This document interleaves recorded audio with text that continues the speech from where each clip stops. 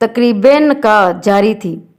निकाह ख्वां ने दुल्हा से उसका नाम पूछकर लिखा और फिर उसके वालिद का नाम पूछा। दुल्हा इस सवाल से घबरा गया और निकाह ख्वान से कहा, हम दो माँ बेटा हैं, मैंने कभी अपनी वालदा से अपने वालिद का नाम पूछा ही नहीं, लिहाजा मैं अपनी वालदा से पूछ कर आता हूँ। ये कहा और घर चला गया। महफिल में मौजूद लोगों में से किसी को भी उसके वालिद का नाम मालूम न था। घर में दाखिल होकर उसने वालदा से अपने वालिद का नाम पूछा। वालदा भी घबरा गई और गुमसुम खामोश। दुल्हा ने कई बार अपनी वालदा से पूछा और आखिरकार शदीद तैश में आ गया और गुस्से में अपनी माँ से न जाने क्या क्या ओल फोल बकता रहा। घर में जमा तमाम औरतें भी खामोशी से माँ बेटे का मकालमा सुनती रहीं और हैरान थी कि आज तक ये सवाल करने का ख्याल हमें क्यों नहीं आया, जबकि माँ बेटे की ज़िंदगी इसी मोहल्ले में गुजरी है। ये छोटा सा था जब से हम इन दोनों को अपनी गली में इसी मकान में देख रहे हैं। इस औरत ने शायद अपने बच्चे को स्कूल भी इसीलिए दाखिल नहीं करवाया कि इसके बाप का नाम तो जानती नहीं। अचानक अपनी माँ से कहा, अगर तू मुझे मेरे बाप का नाम नहीं बता सकती तो इस शर्मिंदगी की ज़िंदगी से बेहतर है कि मैं खुदकुशी कर लूँ। जैसे ही माँ ने बेटे के ये अल्फाज सुने तो तड़प उठी और भाग कर इसे रोका और कहा, मेरी बात सुन लो, फिर जो जी में आए कर लेना। चंद औरतें आगे बढ़ीं और नौजवान को अपने इकदाम से रोक लिया कि पहले इसकी बात तो सुनो। पूरे घर में खामोशी तारी थी। सभी इस औरत के लब हिलने के मुंतजिर थे कि वो गोया हुई। पाकिस्तान बनने के बाद हमारे वालिद, चचा, भाइयों और ख़ानदान के तमाम मर्द औरत हिजरत करके पाकिस्तान के लिए आज़मे सफ़र हुए।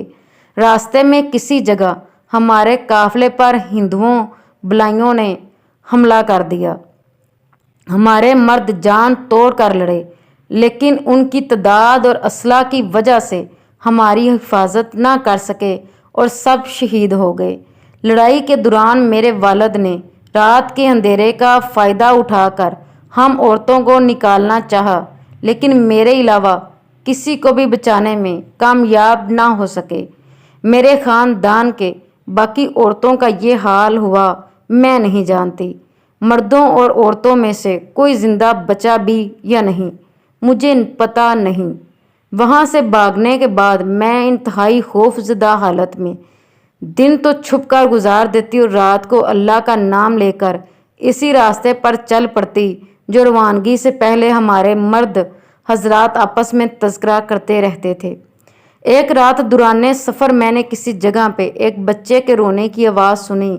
आगे जाकर देखा तो कई लाशों के दरमियान एक शेर ख्वाह बच्चा पड़ा हुआ था। मैंने उसे उठा लिया, सीने से लगाया। सफ़र करती आखिरकार पाकिस्तान पहुंच गई। महाजर कैंपों में किसी जगह भी मुझे अपने ख़ानदान का कोई फ़र्द नज़र ना आया और यूं मेरी दुनिया सिर्फ़ इस बच्चे तक महदूद रह गई। मेरी उम्र कम थी और अभी मेरी शादी भी ना हुई थी। अपनी बाकी ज़िंदगी मैंने इस बच्चे की खातिर ही तन्हा गुजार दी और आज वो बच्चा मेरे सामने खड़ा है। अब बताओ, रात के अंधेरे में लाशों के दरमियान से उठाए गए बच्चे का नाम मुझे कौन बताता।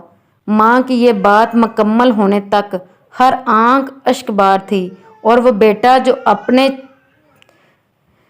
कुछ देर पहले माँ बाप को जली कटी सुना रहा था, हैरत और ममनूनियत का पहाड़ बना खड़ा था।